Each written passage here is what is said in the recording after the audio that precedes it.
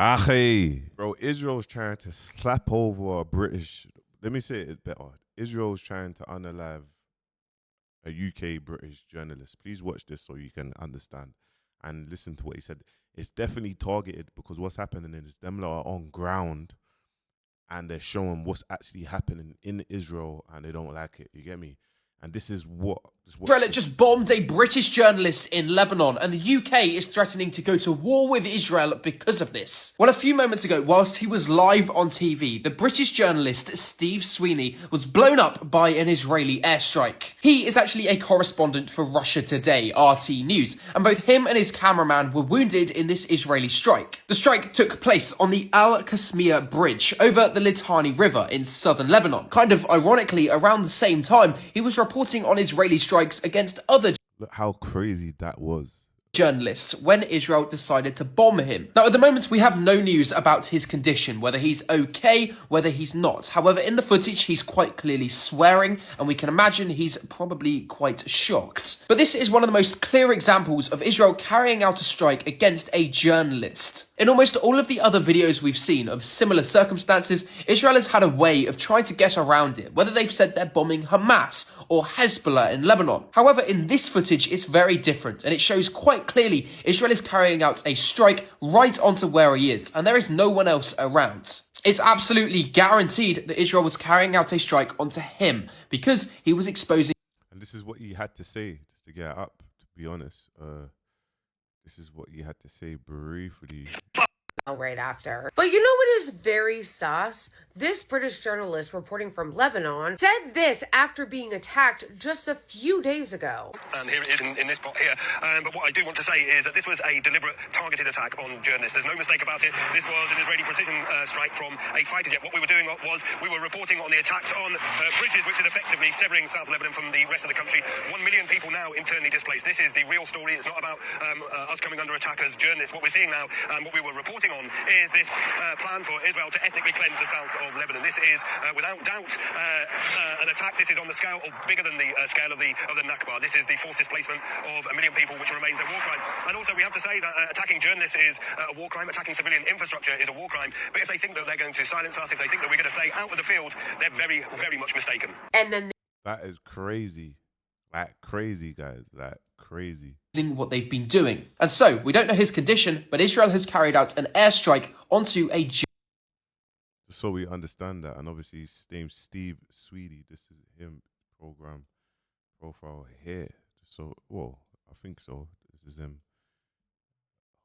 The whole this is him in the hospital. وصلت لهون في الجبل. ايش قضية؟ ايش قصدي بدي اخذها معه. هذا ايش قضية؟ Huge thanks to the incredible medical team, hospital entire, the patching me up after yesterday's Israel airstrike. أصيب فيها الزميل ستيفن مراسل روسيا اليوم طبعا نحن بمستشفى بعد إصابته باستهداف جسر القاسمية. الأطباء عم يحاولوا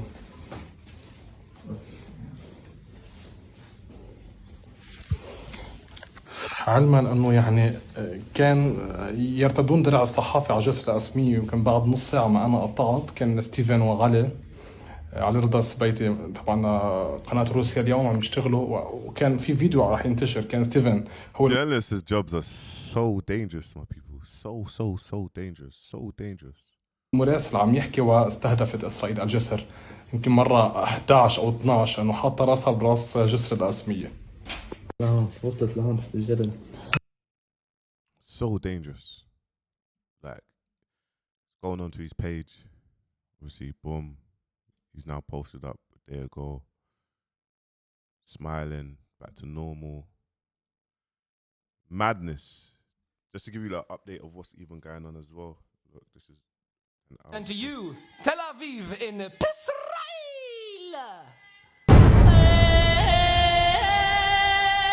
It's crazy, man. Wow.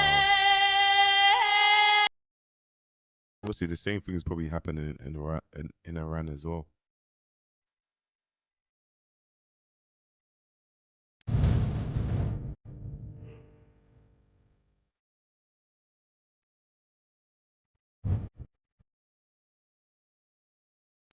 this is a war that don't look like it's going to stop for now. Respectfully.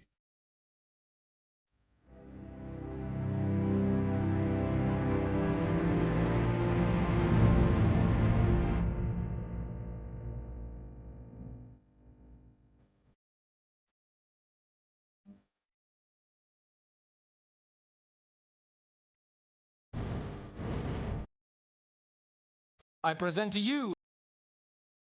My people, man.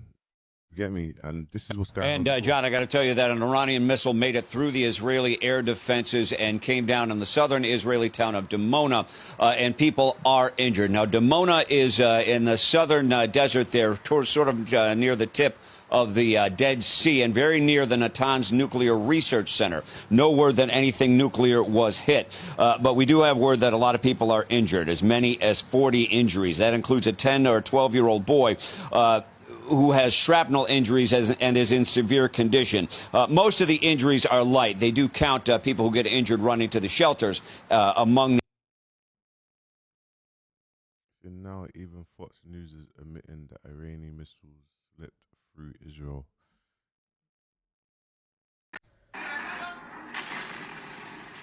This war just took another scary turn. That video was a ballistic missile that Iran just sent to Dimona, Israel, and they are targeting this. It's the Negev nuclear research facility, where Israel is expected to store multiple secret nuclear weapons. So much could go wrong right now. Pray for peace. Crazy, man. This is a little breakdown of what's actually... Breaking news, Iran war update. Iran is now bombing Israel's Dimona area, the site of their undeclared nuclear facility, and making it rain missiles over there. They also launched ballistic missiles at the US-UK military base on Diego Garcia in the middle of the Indian Ocean, about 4,000 kilometers away, shocking the West by showing their missiles can reach that far.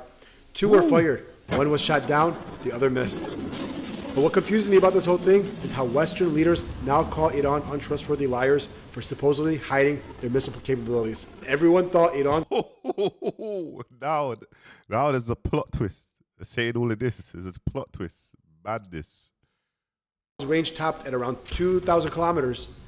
Well, my question is, did Iran ever officially claim that limit, or did the West just assume it? But even if Iran misled about it, they have every right to keep defense secrets in wartime. It's starting to feel like Bizarro World.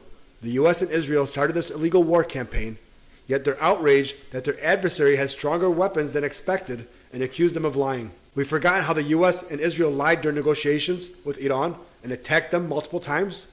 Now they cry about deception? Iran has the right to defend itself, build weapons, and not disclose everything. A better question for Western nations, how about stop bombing countries and starting illegal wars? And speaking of illegal wars, just last week Israel assassinated Iran's security chief Ali Larijani, not with a precise targeted killing, but by bombing 3 to 5 possible locations, including apartment buildings full of civilians. Over 100... listen, civilians, bro. It's still out the window. Civilians, it's out the window. Dead, and each to get one man. That's not justified or moral. It's straight up terrorism. And the crazy part, not one Western media outlet calls it out or discusses the civilian deaths. Imagine if Iran did the same to Israel, bombing multiple buildings to kill one person and slaughtering hundreds of civilians. We'd never hear the end of it. Western media is complicit in these war crimes by staying silent. If they reported the truth, maybe Israel and the US would think twice before committing such... Wait, guys, we're in this, and it's going to be a big problem for the global economy.